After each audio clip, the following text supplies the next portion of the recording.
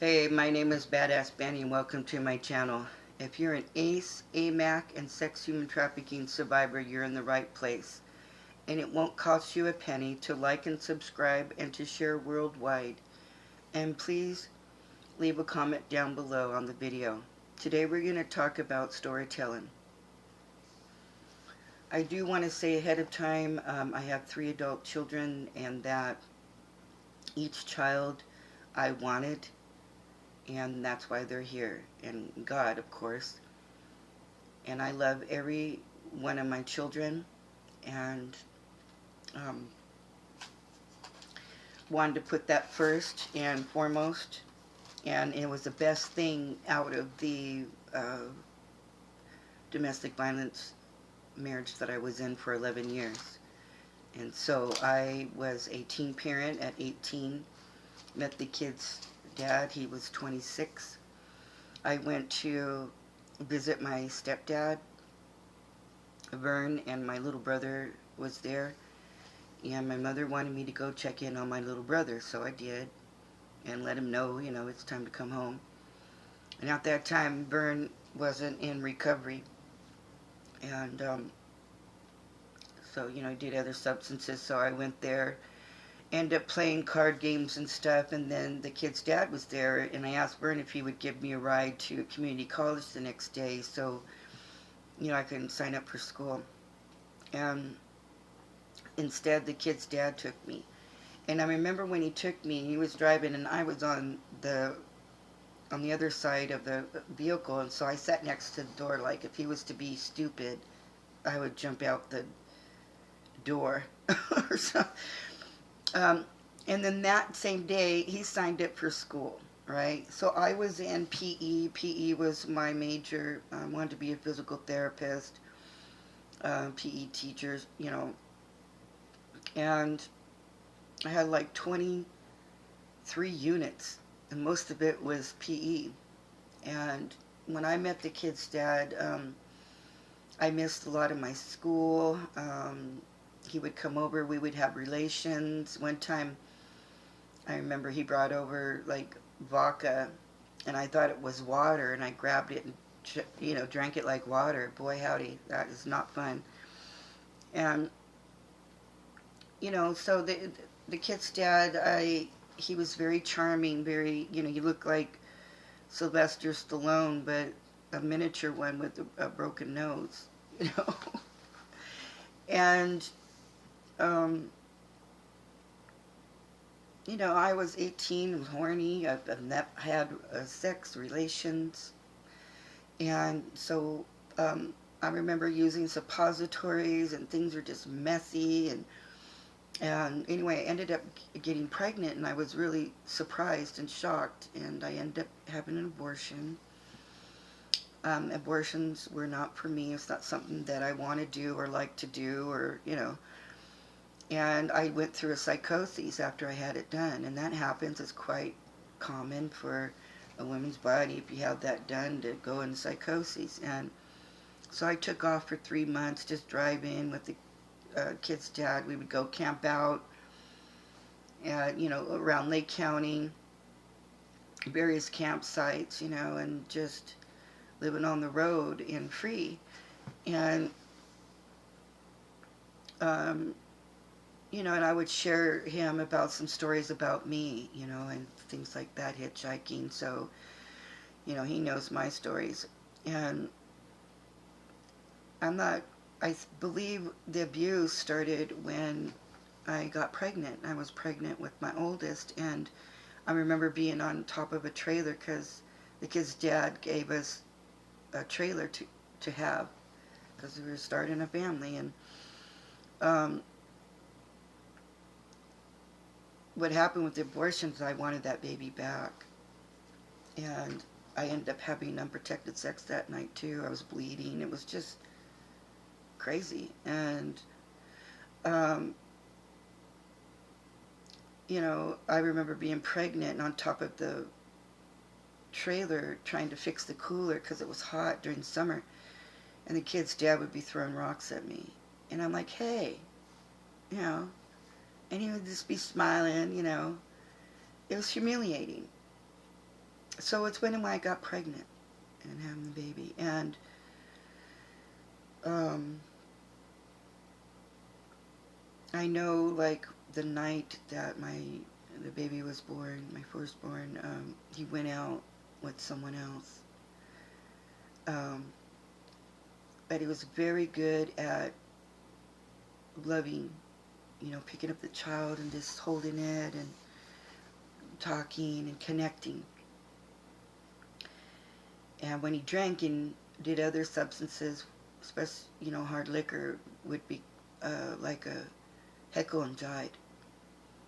And I was very much into being a parent, a mom, and so I had like French records, and I bought like 25 goldfish and sat my child in front of it, and it's supposed to be good for the eye coordination, and then I'm doing the dishes and having her on my, like a hiking thing on my back, and had her in it, and while I'm doing the dishes, and um, I was very active playing soccer. And then when I realized that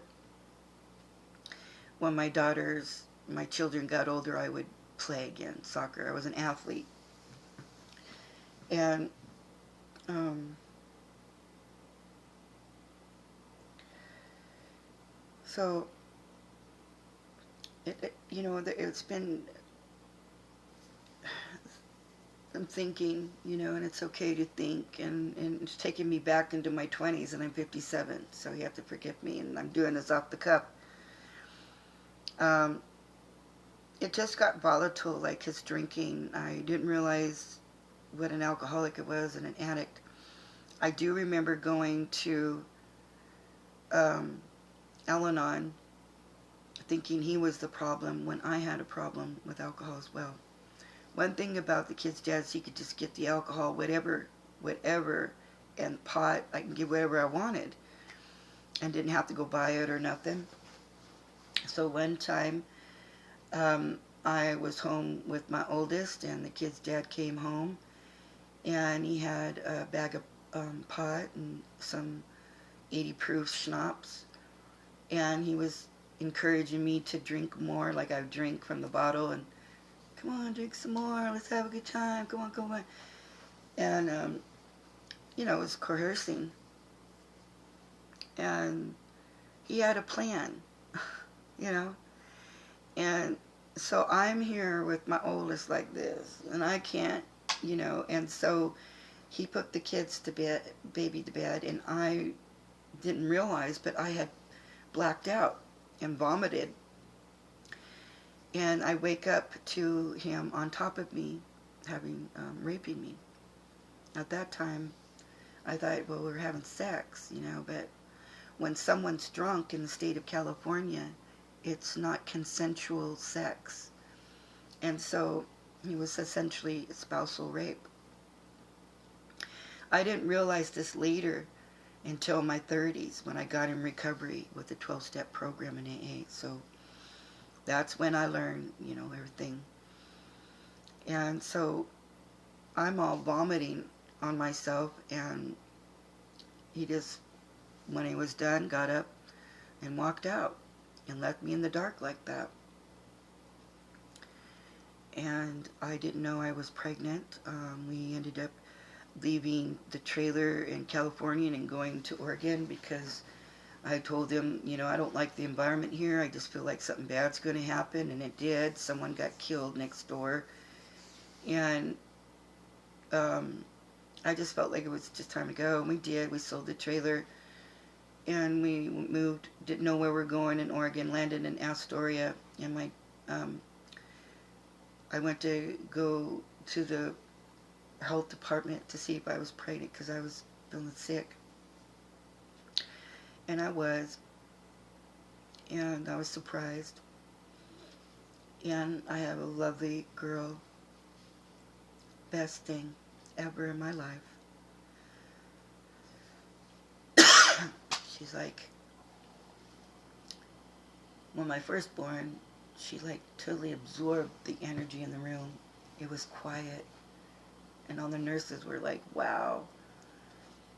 And I do remember when I was pregnant, I ended up um, going to a doctor, and because I had like this outbreak down there, in genitalia. So the doctor said I had herpes. And so for all the years, I thought I had it. And when I was pregnant, and so I had to be careful, because when you're pregnant, you don't want the child to come out blind or get that, you don't have an outbreak. So I was always like, ah.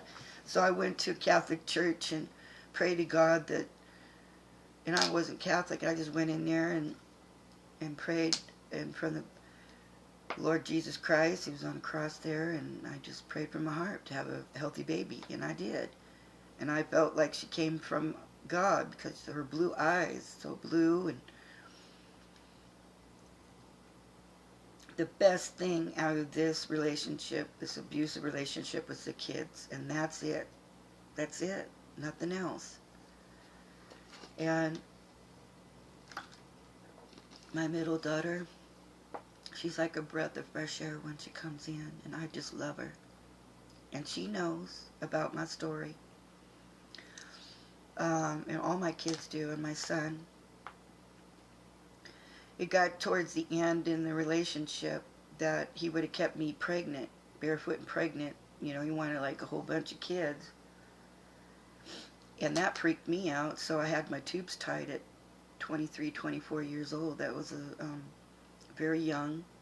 And they don't talk about, I had PCOS, so they didn't talk, hormone issues, and they didn't talk about when you have something like that done, it could put you in perimenopausal symptoms. And I also had a fibroid, and a fibroid since I was a child, from having early sex, from the Dylan experience, and for 2 years it caused a fibroid. And they told me if it ever bled, then I would have to surgically take it out. And I had bled before in my 30s, like for 20 days, 30 days, I was having some problems. And when I took testosterone, all that went away. Even the fibroid disintegrated. So it's as if my body needed it. It absorbed it. Like, where have you been? And so the kids' dad left me there. I never brought it up. I thought in a marriage, I stayed, one, because I wanted the kids to have a father, another parent. And I don't want to fail at a marriage, because a lot of sexual assault survivors, the common statistic is one divorce after the other. And I didn't want to be a statistic. And so I stayed. And, I didn't have a partner. It was like having a child, and you got 3 kids, and I'm on, welfare, and I never thought I'd be on welfare.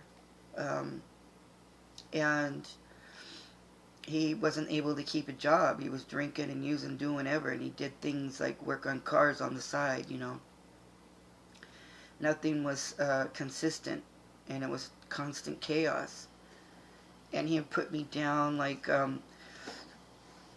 well, your vagina's stretched out. You must have had sex with somebody.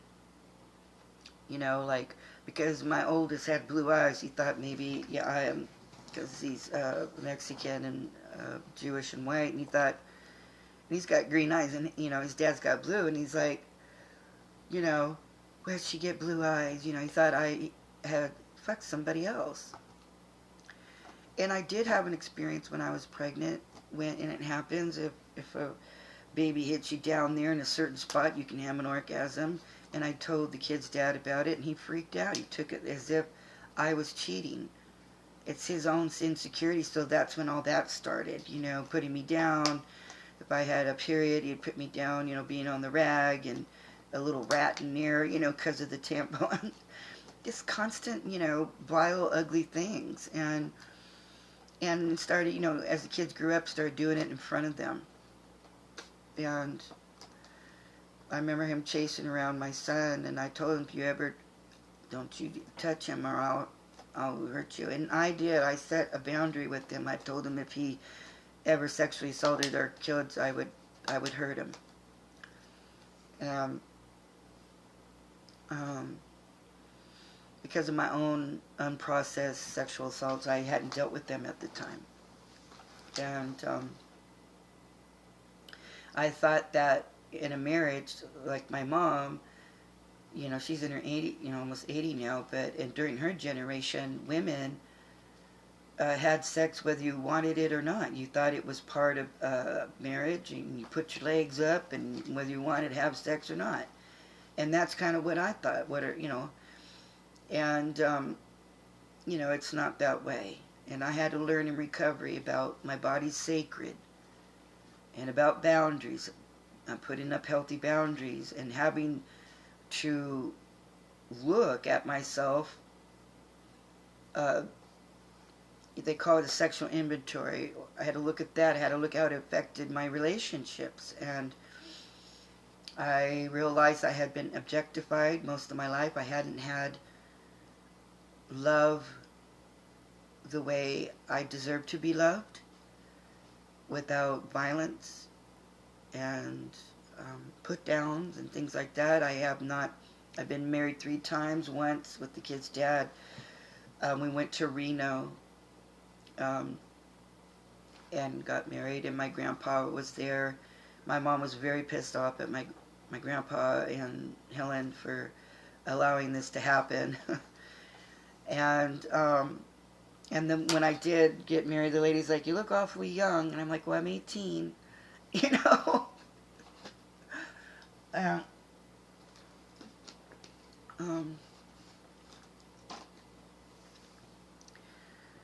Let's see, and his family knew about, they always knew something was going on between Joe and I, but there was violence. Like, one time he got drunk and he hit me, and I was pregnant, and he kept me in the house like a hostage for 3 days, and took the money and spent the rent, on something else, and hardly had food in the fridge. He would steal it from the stores. He would just go in, fill it up with food, the cart, and walk out. I'm like, where do we get all this food? Because I didn't live that way. I didn't grow up stealing and lying and manipulating and just a god-awful dark shit. I didn't live that way.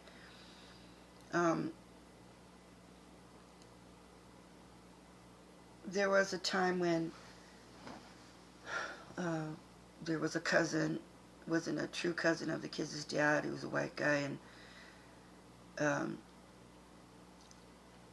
Kenny, and he had a bunch of other family members that I didn't know. They were cousins of the kids' dad, and they were going off. One of them was going into the military and wanted to party. And I said, well, kid's dad's asleep. So what they started to do, or the kid's dad's not here. That's what I said. And then they started to try to open, wiggle the door, go around the other side, wiggle the door, and then I go wake up the kid's dad saying, these guys are trying to get in, and I got the kids. And basically they were going to try to hurt me, rape me. Now, I knew this intuitively, kind of something was up, and and Joe, I don't know if he, the kid said, I don't think he ever believed me.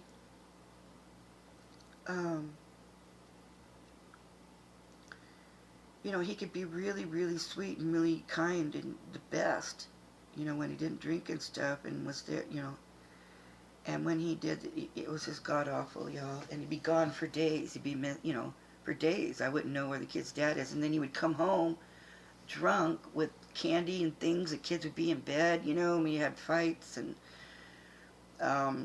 one time he hit me in front of the kids, and I left. And it took me 6-7 times to leave the kid's father. And I was like 29 when I finally got a divorce. And I'm grateful for Catalyst. I'm grateful for the counselor I talked to for 2 years about things I've never talked about ever. I kept all this to myself because I was embarrassed and humiliated. And the kids have once had, they call it the big-eyed lady from Child Protective Services. They call it Child Division Services now, but and I chose my children over the father. And I, just like some of these things on here, I was afraid of, like, will I be able to take care of the kids on my own financially? Can I handle it on my own? Because I'm telling you, I'd rather be alone than having someone terrorize me in the car. And one time coming back from the Bay Area from seeing the kids as cousins, because I always felt like connecting with family and the cousins were important. And the kid's dad was driving the four-wheel drive, and he was just drunk in rage, pounding the dashboard and putting dents in it, and the kids were in the car, scaring the crap out of him. My son was crying, and Laura was like, my oldest was like, and, that's not the way to live. And I actually had to call my brother to talk with him, calm him down, and I left without him. He had to hitchhike home or get home on his own. And then he would apologize. And it just kept getting worse, y'all. When I first met him, and I was in college, and I went to this party, Jim Pueller's party, and they had beer and everything. Everybody was having a good time, and I wanted to go home. We stayed in Paradise and out of town, and so I'm like, hey, let's go, and so he had the keys, and he's running around like a monkey, and I'm like, I would like to go. And so for some reason in my mind, I'm drunk, and I'm thinking I can, walk up to the mountain to get to home, or just walk home. And I started walking home. I got to maybe a mile or two, and I'm like, called and said, I really want to come home. And then he started calling me the B word, bitch, and all that. And I don't like that kind of name calling, so I came back, popped him one, because he called me it again. And he fell to the ground, and that was the end of the party. And I've never had anybody like that before in my whole life. And then he's, oh yeah, we're still together, blah, blah, blah. We didn't have kids at the time. And we ended up spending the night in the slough or the canal, drunk. I didn't realize I had a problem myself. I was disconnected. And when I drank, if you can imagine a beer can full, and all my fingers went through the can. And give it a try. So, that, it was just constant with the dad, like, I think that I stayed at the Catalyst shelter with the kids for like a week. They were out of school, a lot of stress, a lot of, like that. And I wanted to say something else, but, things will come out as they go. And I'm just grateful that I made it out. Made it out of domestic violence. And then I married a woman at 40. And I'm a 1-year survivor of domestic violence with that. And I will talk about that later in another video. And just to give you hope, my third marriage, and I didn't get married. We went and got some paper for same-sex. It was called something else at the time. It wasn't a type of marriage, but we were together, and we went to the post office and solidified that we were together as a couple and married. And my daughter married us. That was ridiculous. And I've never been married in a church, so I always felt like it wasn't real, like it wasn't right. And These weren't my people, my companions. I thought with the kids' dad that would be my companion for the rest of my life, but it wasn't. Didn't happen. You know. And with my last marriage, I felt like I made the choice to marry, but there was a sexless marriage for 10 years. And I stayed in it because I settled and would cry at night. Well, about 7 years into the relationship, you know, not being touched, and there was intimacy, there was, love. Um, but, if you're gone for 12 hours, it was not consistent. It was, and it was more about my kids and having a relationship with them, and good one, than with me. And she didn't want to work on her sexual assault. She felt like she didn't have any. And then later after the divorce, she's like, yeah, you're right, I'm asexual. You want to get together? And I said, I cried almost every other night, lonely, in a relationship. And that's when other, sexual assault survivors will start going out of the marriage and finding it somewhere else. That's AMAC issues, why people do that. So I realized that, and I wasn't going to go out on my partners, and I never have married. And I'm grateful for that. I'm proud of that, okay? Now, I think that's enough out of me. I do appreciate you listening to my domestic violence DV story. It was so long ago, another time and another life, and I still see the kid's father, and he's still abusive, still using, and vile.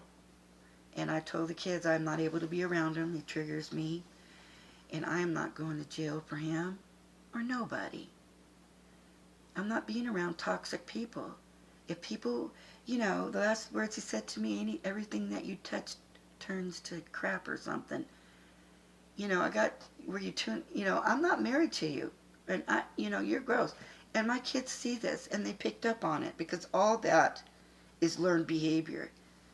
And I thought if I got a divorce that I was trying to help my kids, to have a better life. But I think they did. I think I made the right choice, and I know I have. And I tried not to prevent my children from loving their father, or that it's not their fault. Because after divorce, a lot of kids think it's their fault. And I had to tell them over and over and over. I've done it as a parent. One's 36, 35, and 32, 33 almost. And they are great people. And for whatever reason, my higher power wanted me to have children.